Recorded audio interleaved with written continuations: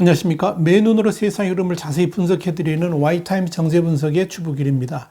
보리스 존슨 영국 총리가 18일 더 타임스에 보낸 용감한 우크라이나에 우리가 등을 돌린다면 우리 역시 안전하지 않을 수 있다. 이런 제목의 기고를 해서 만약 우크라이나를 침공한 푸틴의 계획이 다 이루어진다면 제2차 세계대전 이후에 유럽에서 침략에 대한 가장 큰 승리가 될 것이라 그러면서 푸틴은 이미 스스로 자신을 표토르 제디에 비유하면서 나토 동맹국을 포함한 광대한 유럽 정복의 꿈을 키워주는 일이 될 것이다. 이렇게 지적을 했습니다. 존슨 총리 이어서 푸틴의 꿈이 이루어진다면 전 세계 독재자들도 대담하게 자신들의 야망을 달성하기 위해 무력을 사용하게 될 것이며 그렇게 되면 어느 나라도 안전하지 못할 것이라 그랬습니다. 그러면서 바로 이런 이유 때문에 푸틴이 우크라이나를 침공한 지 4개월이 다 되는 시점에서 영국과 동맹국들이 굳건하게 단결하고 있는 것이다. 이렇게 설명을 한 겁니다. 존슨 총리는 또 푸틴은 결코 퇴각하지 않을 것이기에 우리는 긴 전쟁을 준비해야 된다 그러면서 영국과 우방은 우크라이나가 생존하고 궁극적으로 승리할 수 있도록 전략적 인내심으로 대응해 가야 될 것이다. 이렇게 밝힌 겁니다. 존슨 총리는 그러면서 푸틴은 시간이 자신들의 편이라고 생각할지 모르겠지만 그 자신이 틀렸다는 것을 알게 될 것이다. 이렇게 말한 뒤에 러시아군은 이미 자신들이 생산할 수 있는 한계를 넘어서 장비와 탄약을 소모하고 있고 전투에 나설 병력도 부족한 상황이다. 이렇게 진단을 했습니다. 존슨 총리는 더불어서 영국과 동맹국은 우크라이나를 위해서 4가지 중요한 조치를 취해야 된다. 그러면서 첫째는 우크라이나가 서방의 무기들을 잘 활용할 수 있도록 하는 능력을 키워야 되고, 둘째는 우크라이나가 생존할 수 있도록 재건 작업을 동맹국들이 지원해야 되며, 셋째는 러시아의 흑해 봉쇄를 대체할 수 있는 육로를 개발하고, 또한 우크라이나 경제가 다시 살아날 수 있는 길을 찾아야 되며, 마지막 4번째로 우크라이나의 세계 식량 공급을 위해 필요한 무기 지원이 필수적이다. 이렇게 주장을 한 겁니다.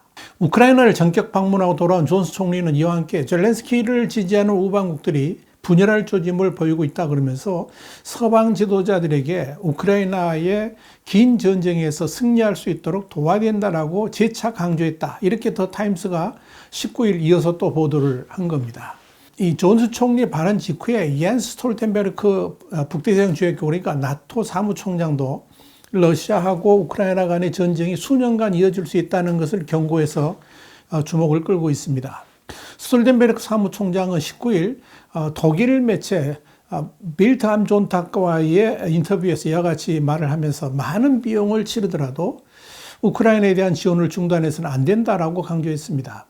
스톨텐베르크 사무총장은 이어서 만약 블라디미르 푸틴 러시아 대통령이 우크라이나에서의 목적을 달성한다면 우리는 훨씬 더 큰 대가를 치르게 될 것이라고 지적을 했습니다. 스톨텐베르크 사무총장은 그러면서 우크라이나군에 대한 최신의 무기 체계 지원이 동부 돈바스 지역에서 러시아군을 격퇴하는 데 도움이 될 수 있다고 주장을 했습니다. 그런데요, 미국의 워싱턴 포스트도 이 우크라이나와 러시아가 마치 한반도 상황처럼 종전 없이 초장기 대치 상태를 이어갈 수 있다는 전망이 나온다. 이렇게 미국 시간으로 17일 보도를 했습니다.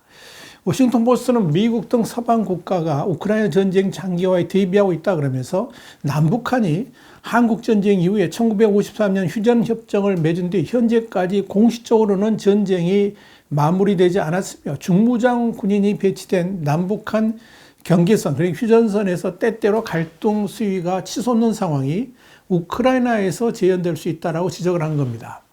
워싱턴 포스트는 그러면서 우크라이나가 최근 격전이 벌어지는 동부 돈바스 지역에서 러시아군을 물리치기가 쉽지 않다 그러면서 우크라이나군이 서방의 군수 물자 지원을 받고 있고 사기도 드높지만 군의 규모나 전력 면에서 현실적으로 러시아군에 밀리지 않는 교착 상태로 버텨내는 것이 최선일 수 있다.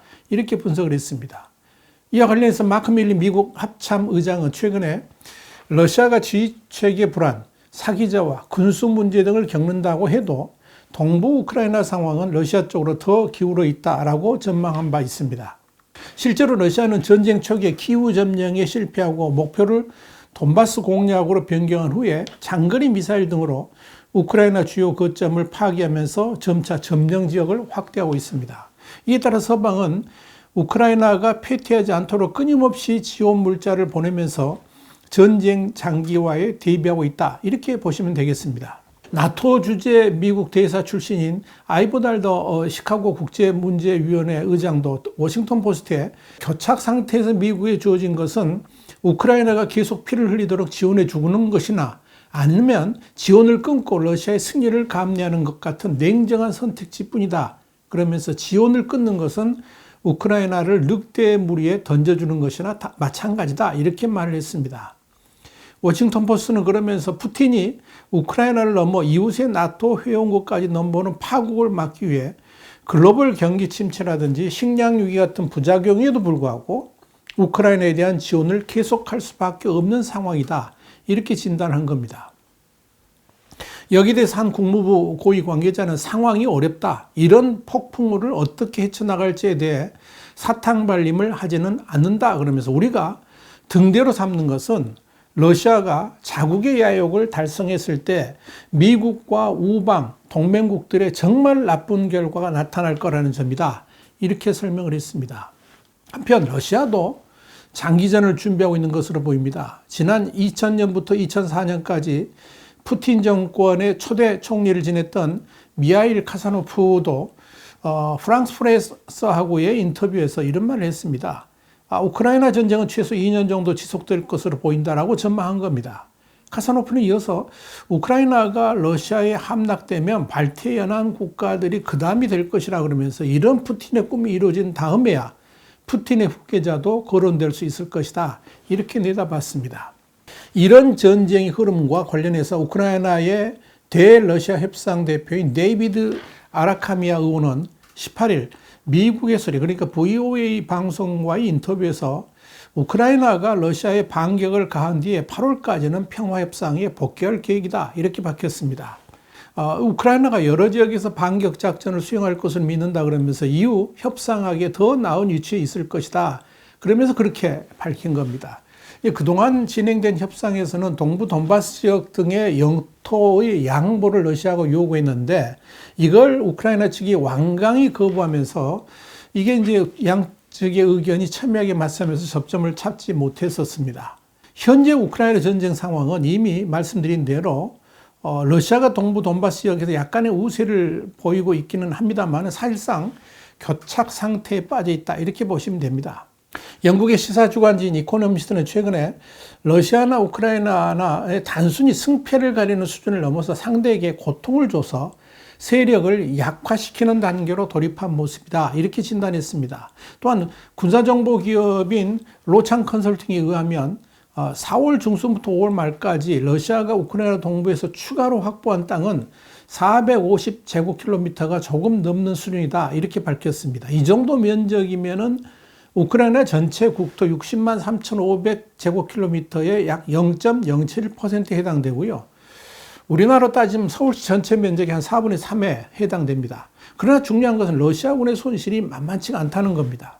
이코노미스트는 5월 중순을 기준으로 했을 때 러시아군의 전력은 침공전의 58% 수준으로 줄어들었고 기본 전투 편제인 러시아 전술대대는 전쟁 초기 대대당 약 600명에서 이젠 겨우 60명 정도로 줄어드는 것으로 추정된다고 밝혔습니다.